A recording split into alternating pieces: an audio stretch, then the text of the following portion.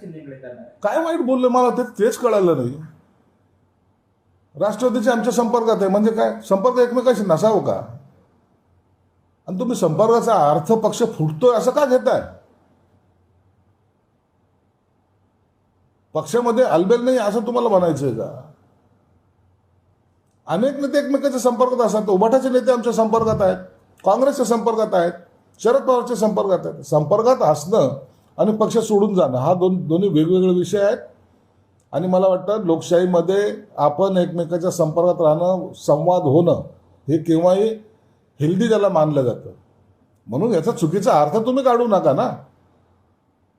आणि ज्याला कुणाला तुम्हाला सोडून जायचं असेल तो जाईलच. आजकाल पक्ष इकडचा तिकडं बदलणं हे इतकं सोयीस्कर झालेलं आहे. म्हणून सकाळी माझ्याबरोबर होताच, दुपारी कुठे आणि संध्याकाळी कुठे हे याचं काही गणित आजकाल लागायला तयार नाही.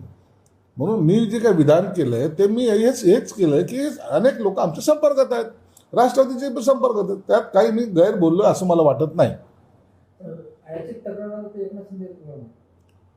त्यांना काय तक्रार करायची ते करू द्या.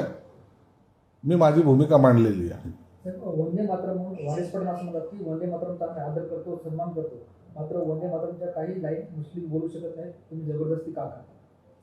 वंदे मातरममध्ये ऑब्जेक्शन घेण्यासारखं काय आहे ते त्यांनी एकदा सांगावं आणि त्याच्यावर चर्चा घडवावी.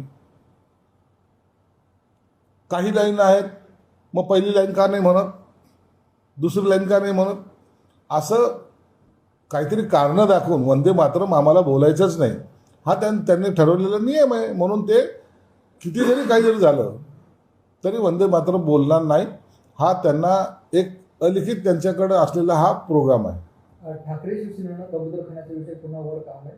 त्यांनी जे दादर येथील कबूतरखाना जो बंद आहे त्याच्यावर कारवाई करावी. गेल्या काही महिन्यापासून बंद असलेल्या कबूतरखान्यावर कारवाई करावी आणि रस्ता रुंदी करण्यासाठी मार्ग मोकळा करावा असं म्हणतात. आता उबाटा गटाने जी काही मागणी केलेली आहे त्या संदर्भामध्ये तिथलचे महापौर असतील, महानगरपालिका आयुक्त असतील, यांनी तातडीने निर्णय घेणं गरजेचं आहे.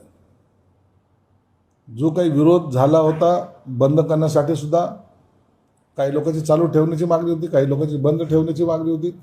यासाठी एक महापौराने बैठक बोलून यावर तोडगा निश्चित काढावा.